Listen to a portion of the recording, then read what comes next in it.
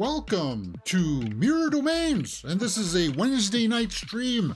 I would say rare, but I'm really going to try to start doing a little bit more streaming at night, and it'll be a little bit more raw than our traditional show that's at 10:30 a.m. where we go over the main news of the day, and that you're not going to see a lot of the side graphics and stuff. It's more of a time where if people who don't have the ability to come on and talk movies with us at 10:30 to at least once a week, come on during an hour and just talk about some of the headlines out there that have dropped and have some input.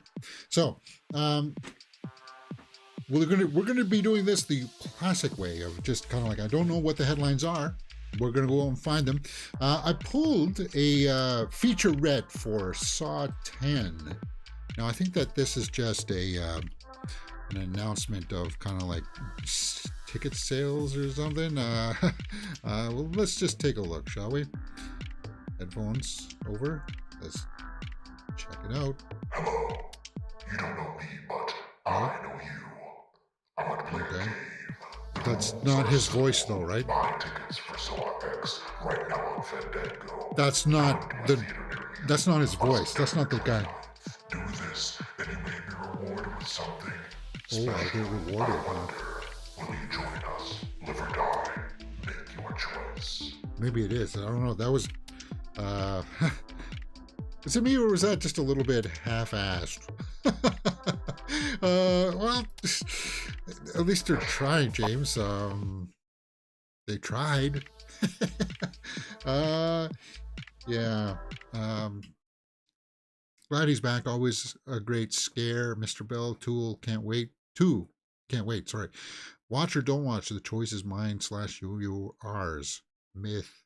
Wonder why they aren't using Tobin Bell's voice for these spots. Well, probably because he didn't sign a contract to do it. They're just filling it in. That's why I said it was a little bit half-assed.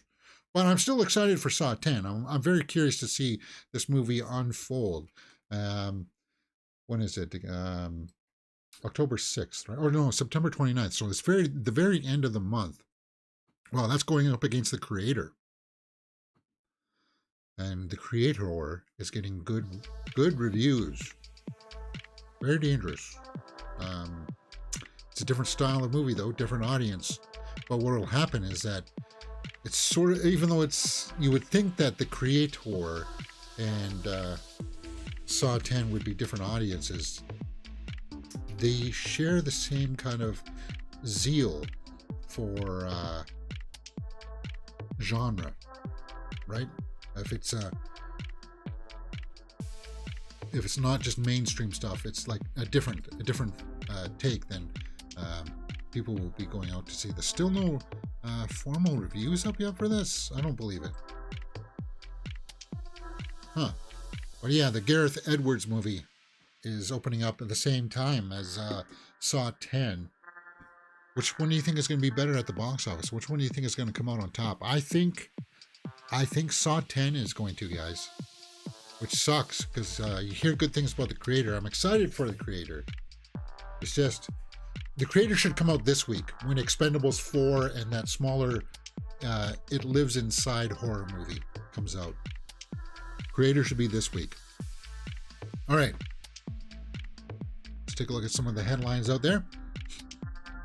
Writers Guild and AMPTP issue rare joint statement on renewed negotiations.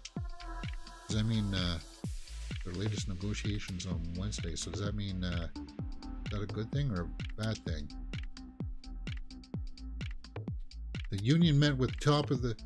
Hey, get out of here. The union met with 4 top CEOs, Zaslav, Sarandos, Iger, and Langley. Okay.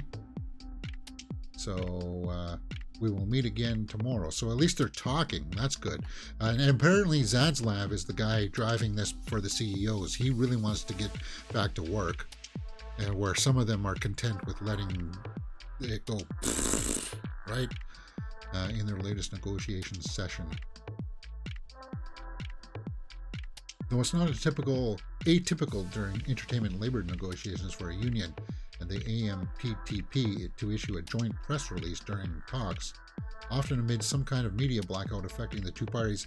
It is the first time that the WGA and the AMPTP have done so in this contentious negotiation cycle.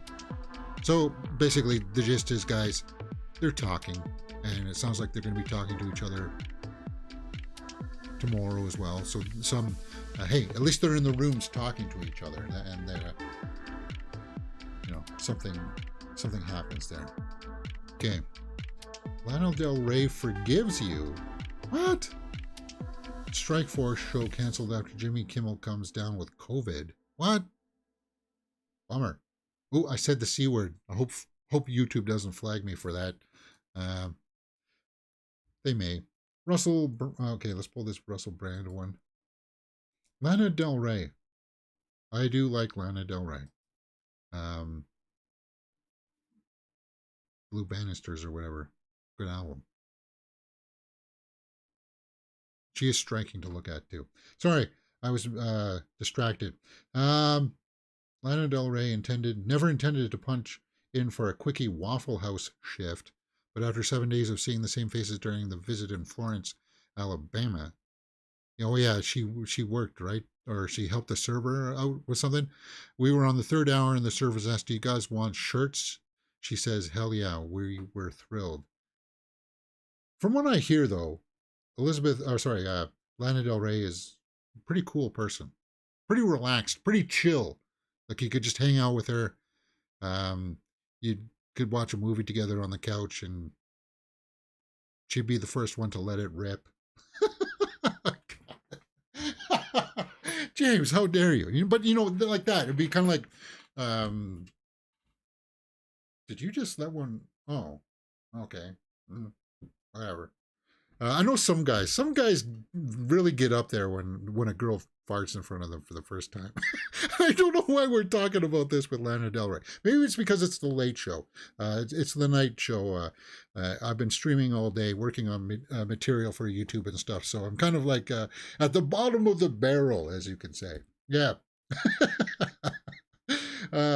For dip, she clarifies, miming a spit of chewing tobacco over a Coke of her own, this one a diet. I didn't see anyone take a video of me. Oh, what was she chewing tobacco? Gross. No, see, that's exactly what I'm talking about. Could you imagine, just her sitting there with her in the restaurant, and this is just tape. She's just sitting there. How do they slap it like this, right? Duk, duk, duk, duk. And then they go, if she did that, I'd be slightly amused. I'd be like, are we soulmates, Lana? I don't know. I'd be like, wow. I wouldn't want to kiss, but I'd be like, yeah. I chewed tobacco for a while. I wasn't anything serious, but it was kind of like I tried it out. James, you didn't read it right. She was just using that as an analogy. Oh, okay. I didn't realize. Cool person. But I hear that sometimes she's late for concerts. I hear that. And then she rushes through some of her set. That sucks. But yeah, she takes a good photo there. I like the black and white.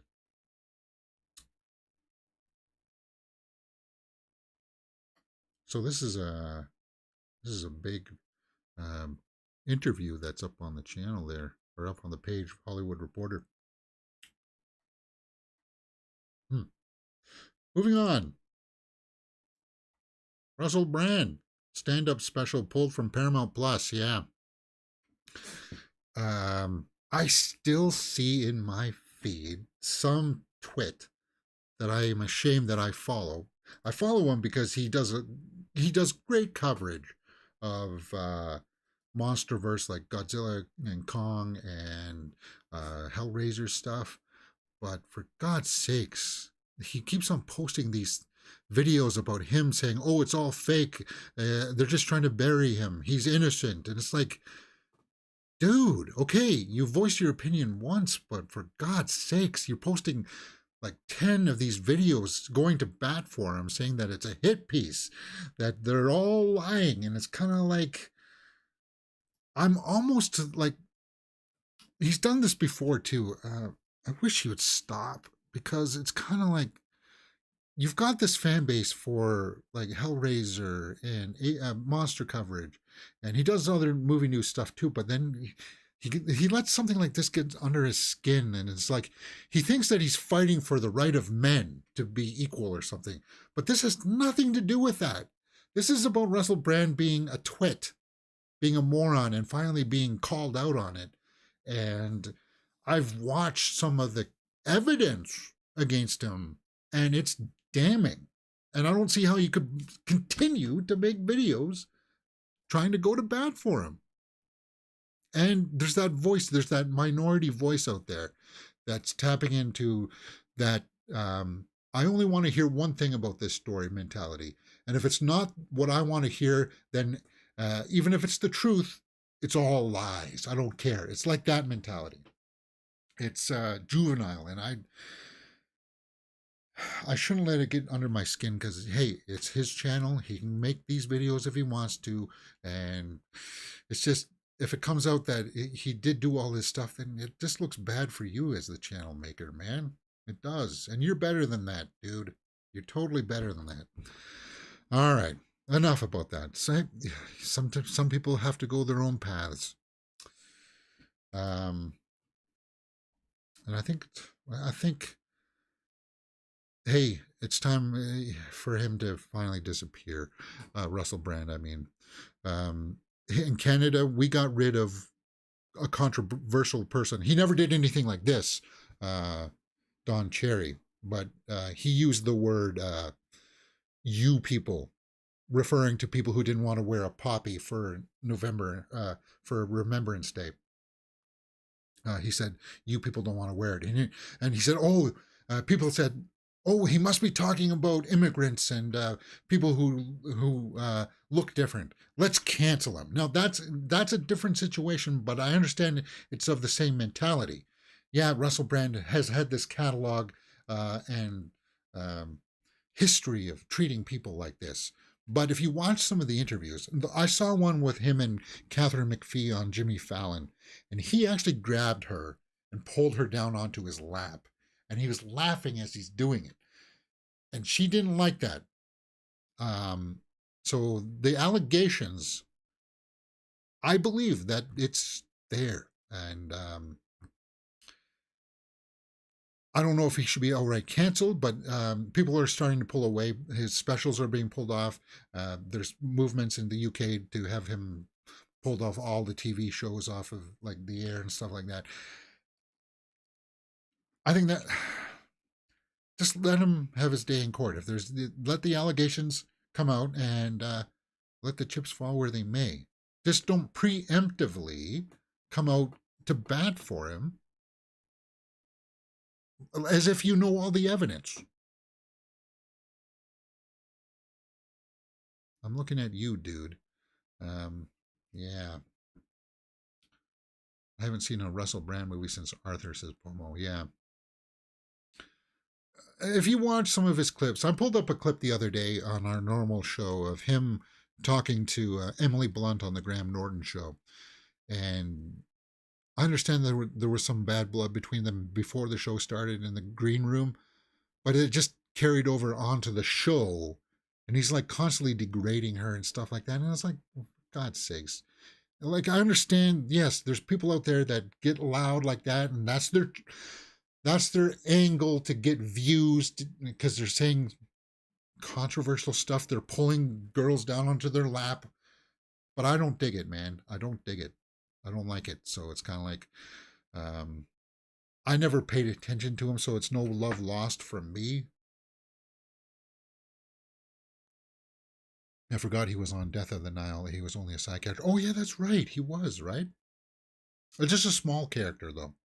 Actually, I would like to watch Death on the Nile. That's on Netflix, right? Same with or Murder on the Orient Express. Maybe we can set that up, do some watch-alongs. Anyway, you've heard me rant about that before. Is that it for Hollywood Reporter tonight? Brian Michael Bendis. Lena Headey's Beacon 23 series moves to MGM Plus. Is that another streaming service? Ah. Oh yeah, I wanted to talk about this. Um, two more stories from Hollywood Reporter here. Nia DaCosta says she confided in her fellow Marvel director when stressed while filming the Marvels. Yeah, there's stories coming out that, like, the Marvels is actually the lowest budgeted film from the MCU in a while. People have twisted that, spun that into saying, well, the Marvels must suck then. They don't have that much production value. It's all because of Brie Larson, right? It's like, whoa, guys. What the heck are you talking about? And yeah, it's just, it's ridiculous. I'm not excited for the Marvels, but I'm going to go see it. I watched Captain Marvel. I like Brie Larson. I never watched Miss Marvel, but I'll still check it out. So what's going on here? Nia DaCosta says she confided in her fellow Marvel director. So who is that? Yeah, Nia DaCosta directed the Candyman reboot, right? Or requel. That we did watch on the channel here before YouTube chopped it up into little bits and made it pretty much unwatchable, which kind of sucks. Well, speaking with Vanity Fair, she said what? She loved filming the Marvels. Okay, well, that's good. At least she had a good experience. Sometimes you'd be in a scene and you'd be like, what the H does any of this S mean? She told the publication. On an actor's looking at some crazy thing that happened in space. Oh, yeah, because of what? Green screen stuff? She never worked with the technology before. DaCosta also spoke about Black Panther's Ryan Coogler. Okay, so that's who she talked to. So she's referring to Ryan Coogler here about fellow Marvel director. Well, you can't get better advice than Ryan Coogler. Wakanda Forever kind of stunk, though, didn't it? James, people liked Wakanda Forever. It was long. They should have just recast T'Challa. Anyway, enough about that. So that's who she talked to. Got some advice. The head of entertaining the Marvels. He advised her just to be herself. Advised she wasn't sure would be enough, but she trusted him anyway, returning to his suggestion often. Well, good. Well, that's good. And I like when people, you get like a nice little group of like supporting cast around you of fellow directors and stuff like that. You can't do anything but yourself, so bring that to the table. You can't do anything but be yourself. Oh, okay. They chose to take some and leave some, but that's what your job is. You see, here's the thing. Not that I am going to, it's hard as a director to come onto these big tentpole projects with a vision that you want to bring, because traditionally the director drives the machine. The director drives it to its conclusion. The producer helps the director get that vision to the screen, right? But in the Marvel, with these big tentpole films, of course, then you got studio executives, you got marketing people trying to push you and change your directions and stuff like that. So it's the director has less control over it, and that can be frustrating because, as I said, traditionally they have full control, right? There's things that you get notes at the end of the day, and like, no, we want to change this. Well, we just wrap that setup, guys. We can't just reset the whole thing back up for tomorrow just to get one more shot. It's a constant battle like that. The way I look at it would be this. If I were to take on a big project like an MCU, not that I will, but I would say, okay, I'm driving the machine. I only have one request, and it doesn't have to be the final cut that you give out to the public, but I want permission to cut the film for my own personal uses, my vision of what I want to see. And I'll go and I'll take your notes at the end of the day and say, yes, sir, I'll put all of this stuff in. But I just want my cut. Like, I want the ability to take the footage, And it won't ever be public or anything like that, but it'll be like, there's my movie. I have it. I don't need to have the masses see it. I know that I made my movie. That's all I need to. But anyway, I digress. And I rambled on about that too long. What's next? Muggler. Get Muggler. I don't even know what the heck that is. Oh, no, that's not what I want. Stop that. Mark Webb to direct Skydance's Bermuda Triangle movie. Wow. Sam Raimi and Scott Derrickson have been attached to this project at various points. Mysterious project. Ah, I see what you did there about the Bermuda Triangle. Um, The latest incarnation has no actors attached or script. Oh, that's not good. With a writer to be hired after the WGA strikes conclude. The feature takes inspiration on the section of the Caribbean where planes and ships have vanished. Well, there's been countless movies about the Bermuda Triangle that have come out, and some of them actually have been pretty decent. Yeah, there's one on Netflix right now about a ship that gets stuck like in a weird time loop. They use the Bermuda Triangle for that. That one's worth checking out. Let me see if I can pull up the description for that. I'm just opening up my Netflix here.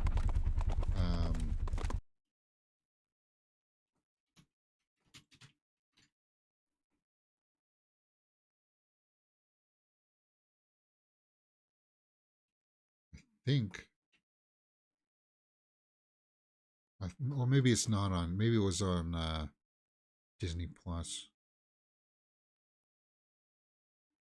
I thought I saw it here.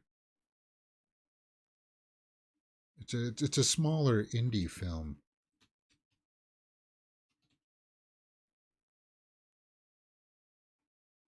I can't think of the title of it too, but yeah, that's the premise. It's like a time loop.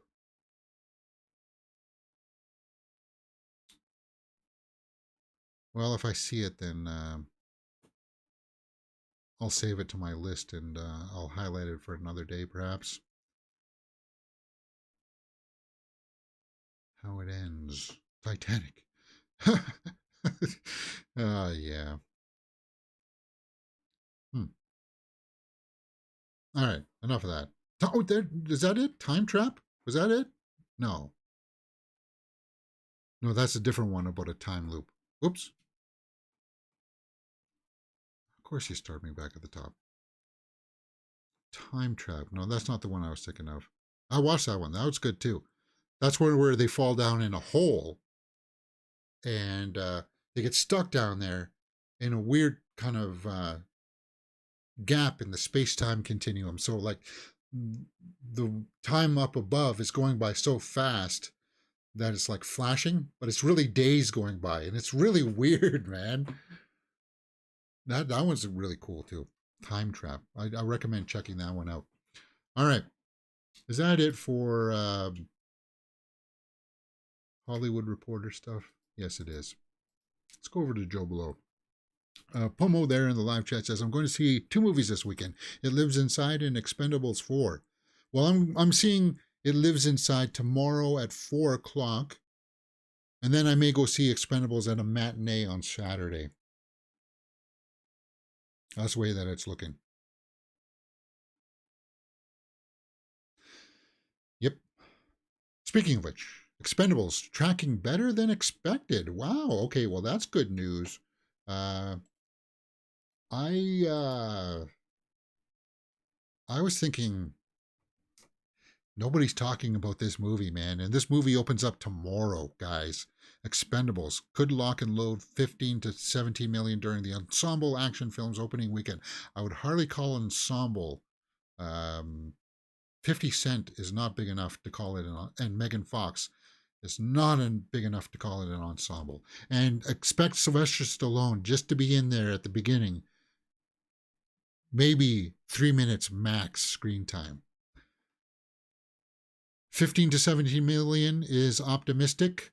I'll give you my reasons why. Because last week, I thought Nun 2 would lose the number one spot because it had like 35 million first weekend. And I thought it would be like around, well, just where it was, around 14 million.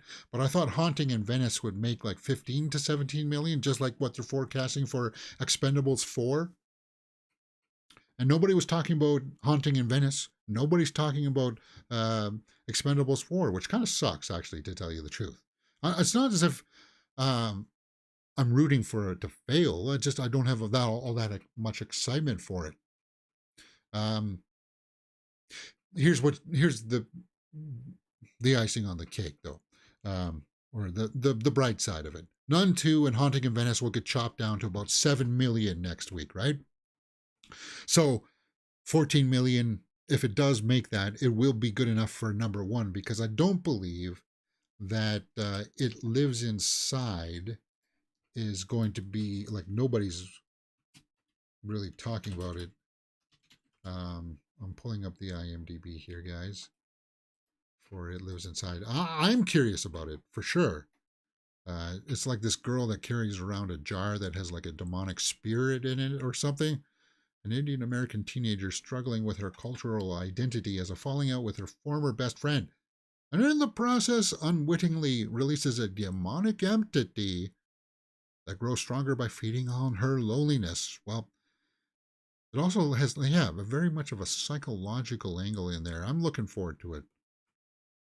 Pomo says I'm an AMC A-list member. Okay, cool. I'm here in Canada. I am a Cineplex member. So I get like a free movie every month, and I get points, discounts, which is good.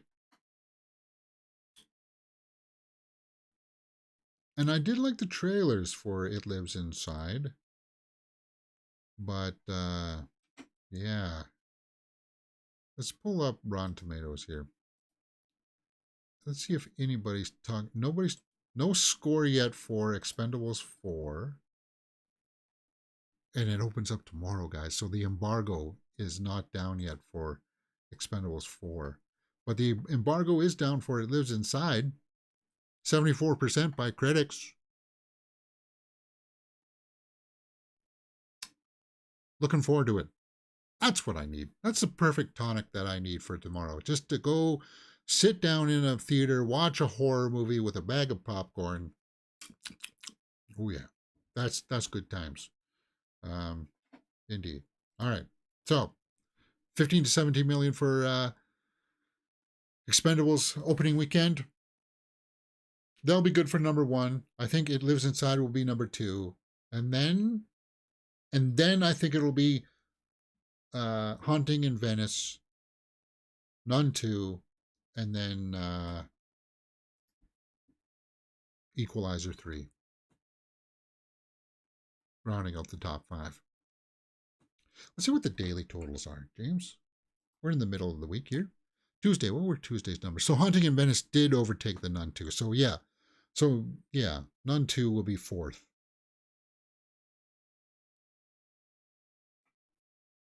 Yeah, okay. So let me revise that. Or did I get that right? Expendables 4, number 1. It Lives Inside, number 2. Haunting in Venice, number 3. Nun 2, number 4. And then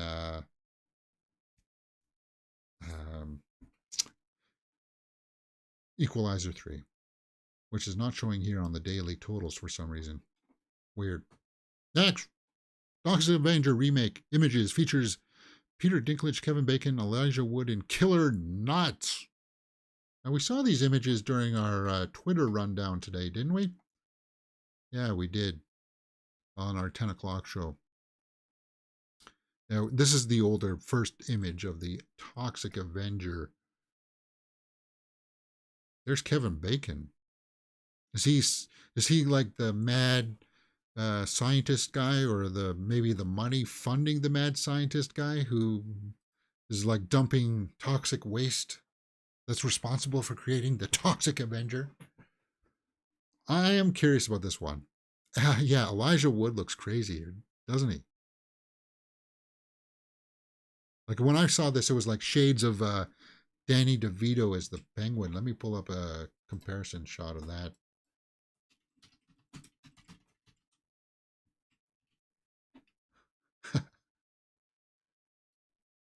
a little bit more bald, but that compared to that,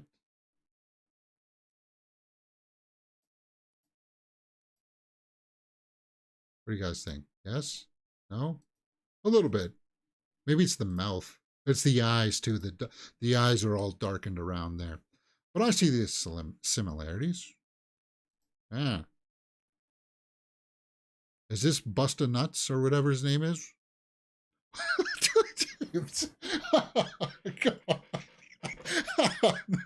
I mean, what is his name here? Oh God, James, this is Killer Nuts. Sorry. Oh, I'm ashamed of myself. I truly am. Oh man, Jacob Tremblay's in this. I think I knew that, right? Yeah, Jacob Tremblay. Toxic Avenger, and it's from Trauma. I wonder how much of a handle they have on it.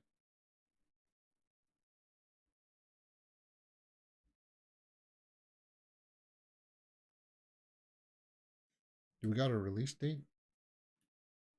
If we got production photos, this is something that I think is in the can.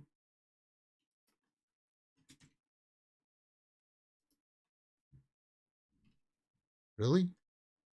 Fantastic Fest, September 21st. So Fantastic Fest is this weekend, and it's going to be opening up there. So we'll get some early buzz in from that. I would expect maybe, what is it, Perry Nemiroff or Matt Donato might cover that. So if you follow her channel on her weekly kind of like, what is it, what do they call the Mary Hour? She might talk about that if they've seen it. She likes horror. Might get a first in on that. That'll be interesting. Uh, what else? Continental producers didn't know if John Wick spinoff would work without Keanu Reeves. Well, we still don't know if it works because it's not. People haven't seen it yet, right? I'm curious about it. It's got Mel Gibson in it, right? It's all about the hotel. It's about the young Ian McShane character, isn't it?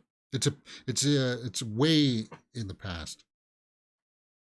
Robert De Niro reportedly reprising taxi driver character Travis Bickle for Uber ad campaign. Oh God, no, no, that's in poor taste. I do like appreciate the movie Taxi Driver. It's creepy though, man, and a lot of that has to do with Robert De Niro's performance and the age that Jodie Foster was when they filmed that. It was kind of like I need a shower after that. Yeah. They're just trying to have fun, maybe. George R. R. Martin and John Grisham, authors, file open AI lawsuit. What? Hmm. Duel. Ah. I used to have a friend in Whitehorse called the Canuck. He championed this film quite a bit. Actually, he was really inspired by Spielberg and the way that he started his career by doing a smaller indie film like Duel. It was like a big truck that harassed people on the road, right? And follows this guy to eventually have a duel of some kind, like a standoff kind of thing. I forget it. Oh man, it's been a while since I've. If I can find it on Tubi or something, maybe we can watch it. But yeah, he started small and then got big, right? Just showed people what he could do. Showcased his talents. Very inspirational. So it's getting a bigger release. Cool.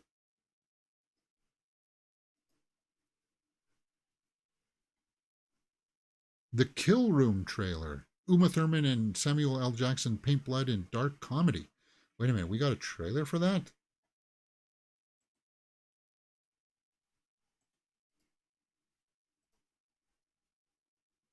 I must have missed this. Uh, the film has been rated R. Just take a look.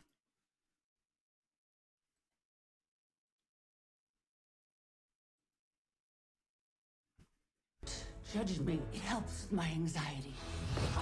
Usually the drugs come out at the after party, not at the opening. Good to see Uma Thurman back, right, There's guys? no one here but friends and deadbeats. Any collectors coming? Many have shown interest. Any sales? The gallery is going through some changes. My math sucks, but I know half of 0 is 0.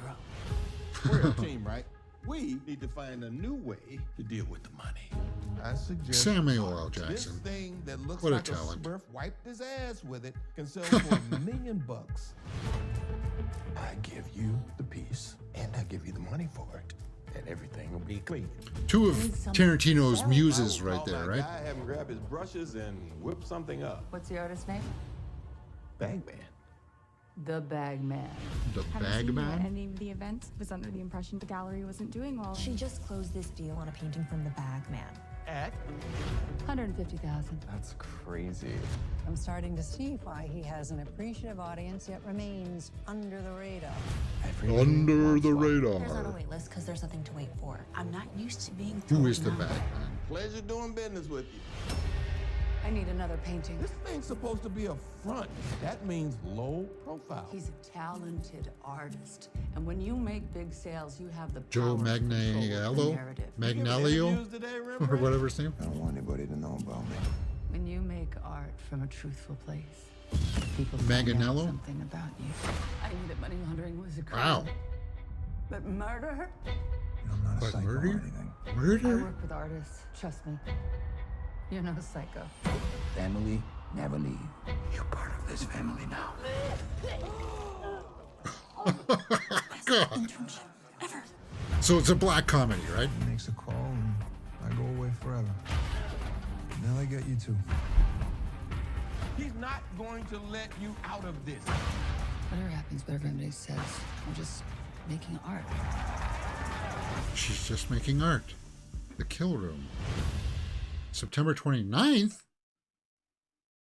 Sorry, but you're going to be going up against the creator and Saw 10. Are you serious? Saw X?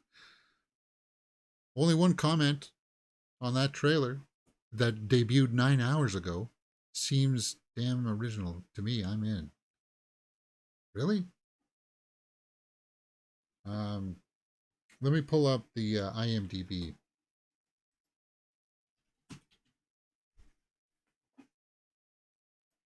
Manganello. Manganello?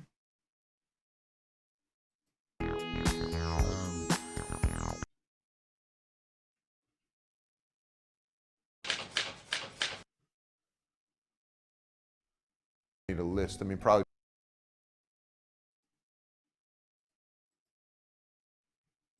Hi, I'm Joe Manganello. I'm Joe Manganello. I'm Joe Manganello, the director of LeBaire. And thank you, Manganello. Joe Manganello, Joe Manganello, the director of. Nah, I forgot which one I was going to do there. Joe Manganello. There you go. Got that one. Okay, so the Kill Room, IMDb. Let's take a look at that. Almost says, sorry, I foresaw X, I'm out. Oh, okay. The Kill Room, IMDb. Joe oh, now I forgot it already. Manganello. Hi, I'm Joe Manganello. Manganello. Joe Manganello is in the Kill Room. Manganello. Maya Hawke is in this. What? Did we see her in the trailer? That's cool. Debbie Mazar is in this. She was in Batman Forever, right? As Spice. Sugar and Spice. Drew Barrymore was Sugar. Got nothing against her, but I didn't know that Maya Hawke was in this. Did we see Maya Hawke in the trailer? She must just have a small role. See if we can see her in some of these still images.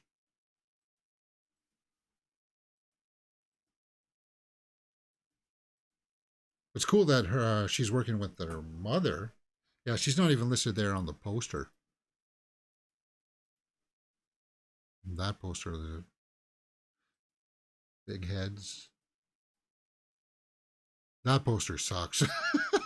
That poster sucks. That one's too generic. Okay, so I guess not. Um, Kill Room. What do you guys think about that? Looks intriguing.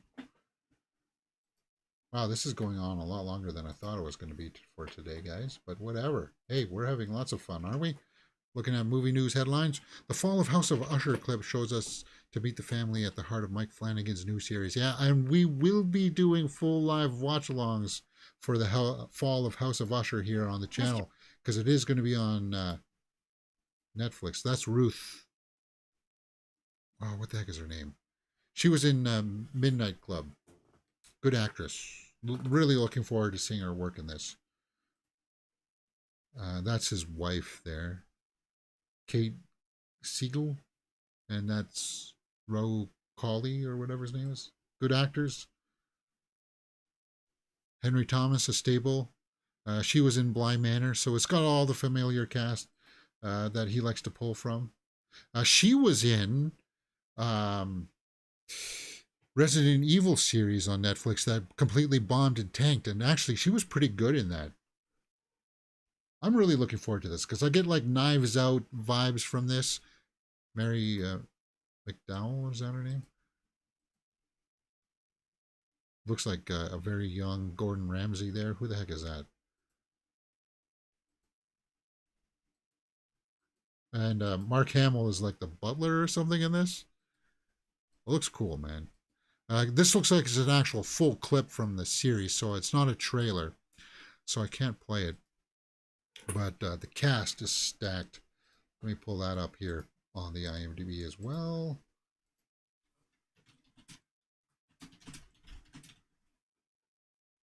Carla Gugino's in it.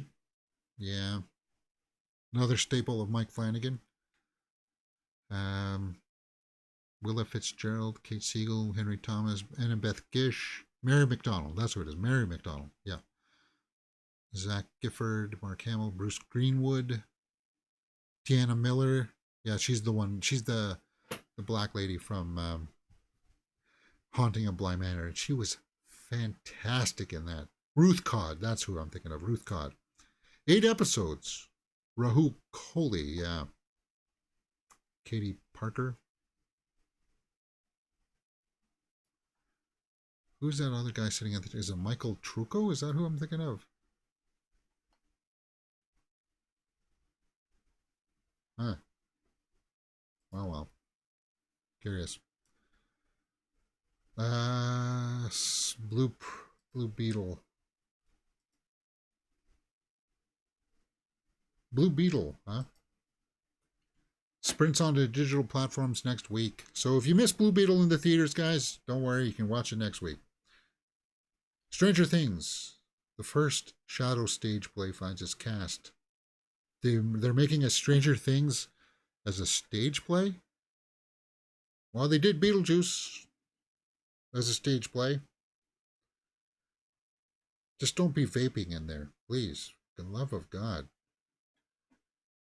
The Exorcist Believer comes out 1 week after Saw 10, and I think it's going to bomb.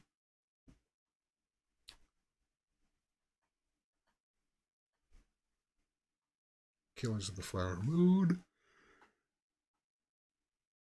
What happened to Highlander? What do you mean what happened to Highlander? It went on to be a cult classic. Christophe Lambert. Sean Connery.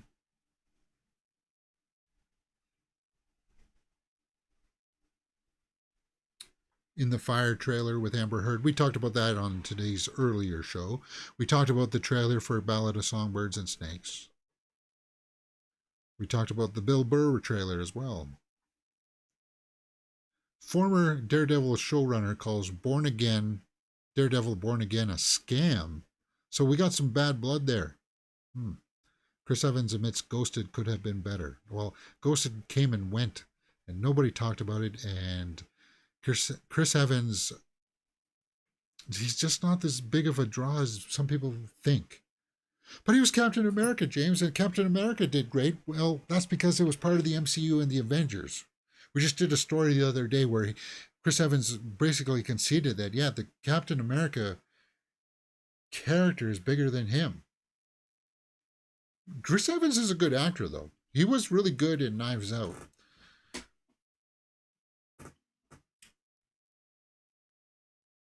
But it's him as Captain America that's the draw. It is.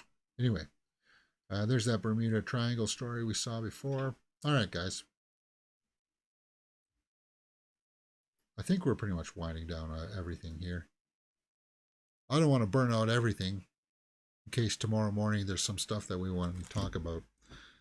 But it does look like everything's been talked about.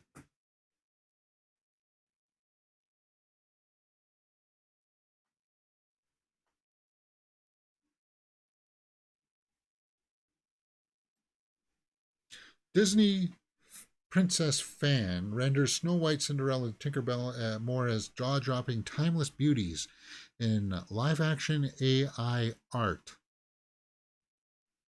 Okay. Is that what they look supposed to look like? I don't like it. Why, James? Or is it because you don't like the traditional look? No. It's because, I don't know. It just looks like another actor with the clothes on, with the costume on. It doesn't look like a real life when it's AI, I was expecting like an AI adaptation. Or are these classic actors? Is that an actor from the past that I don't know?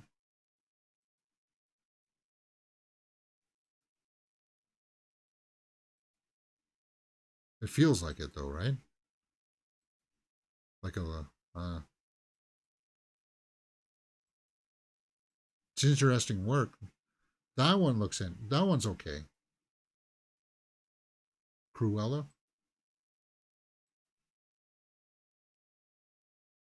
Is that Ariel? Beauty and the Beast. Jasmine? Aladdin? Yeah, I don't know about that. That's just a curious look.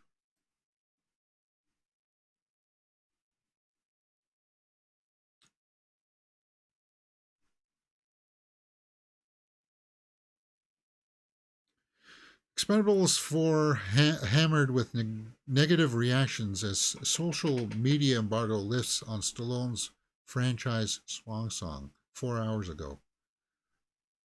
Well, as of now, still 9:50 p.m. at Wednesday night, that embargo hasn't lifted from Rotten Tomatoes.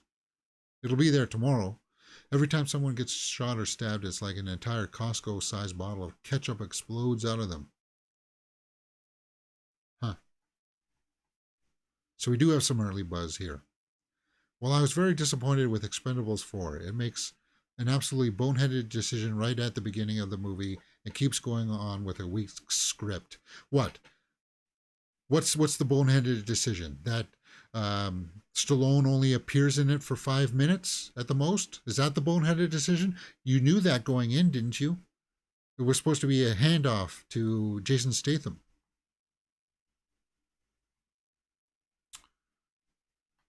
All right, guys. My voice is starting to get worn out, and I don't want to lose it. So, um,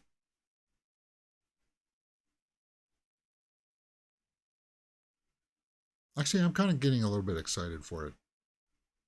Not excited, intrigued.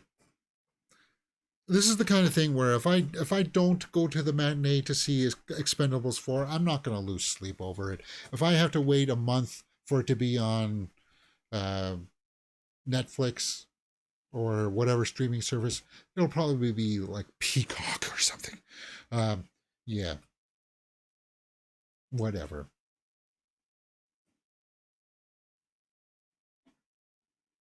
All right, is that it?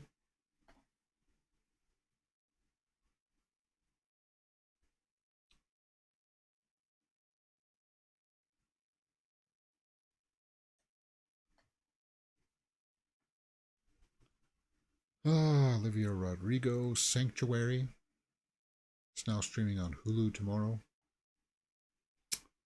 The Master was released. X will return to AMC theaters October 11th. Really? X. Jenna Ortega, Mia Goth, Kid Cudi, right? And I forgot who played that blonde, but she did a good job, actually. That blonde, she's got a small musical number in that movie. I wonder how many views my X reaction has. Let me go to my channel page here. Content. Live, because we did a live reaction to X. I don't know how we pulled that off, but we did. Because there's nudity in it, because it's about them going to film an adult film, right?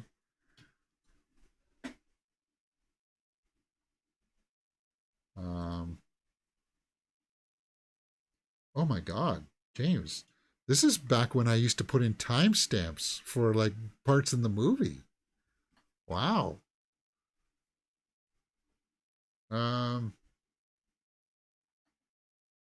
Analytics. I can't show you how much it made, but I can show you 7K views.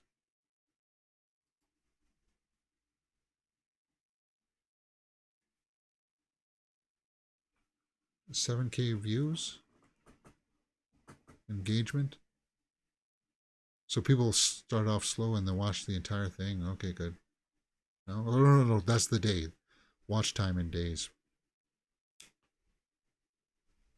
Cool, man. Over 7K views.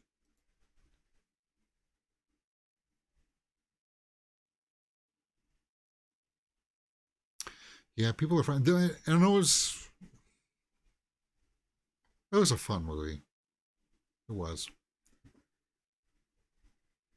I just can't believe we got away with it. Like, for some reason, I'd never seen it before, but it was kind of like, I knew that there was nudity in there. So I was sitting there with my keyboard just like, okay, guys, hopefully they'll give us a bit of a clue that there's going to be like a nude body there sometimes. Sometimes, like, in horror movies, you think you're in a normal scene and they'll pan over and there'll be like a dead body with like its top ripped off or something like that. There'll be some nudity there. I was worried about that. I wasn't worried too much about the filming of like the adult scenes, because at least then you would say, okay, we're getting ready to shoot now in the movie. So I'd be like sitting there, okay, guys, they're going to be rubbing body parts together. Jenna Ortega in that too. I'm going to have to revisit that movie. I do. Pearl was also good. I'd like to watch Pearl with you guys too.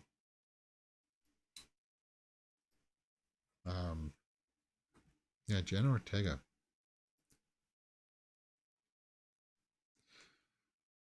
Barbie is currently #1 on video on demand.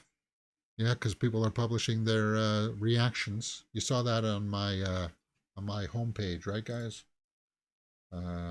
One reactor that I like to watch, he published his Barbie reaction. I'm probably going to end up watching his reaction after this, because I want to see if he liked what parts he liked and what he didn't.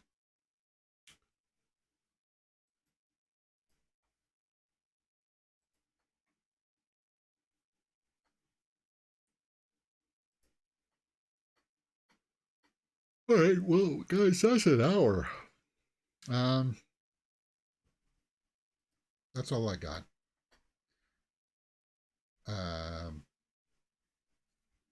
What do you guys think about that Wednesday night stuff? I know it was not announced. People didn't know that I was going to stream at night, but I got to try to start other things. We are full steam ahead with our Twitch streams. Full steam ahead. We're going to be watching movies. We listen to songs on Twitch. We do lots of cool stuff over there. So go check out the Twitch channel. We watched Dog Soldiers this week on there. That was a good movie. I probably should have watched that on YouTube so that people could have had my full reaction. Actually, maybe I can. No, I can't. Because on Twitch, I can leave the audio on longer than on YouTube. On YouTube, I have to be very, very careful with that. But it is what it is. All right. So, guys, that's it for me today. Thank you for joining me. Maybe next week people will know that maybe on Wednesday, well, you can come and join us for a live chat about movie topics. Enjoy your night. See you tomorrow. You're watching Mirror Domains.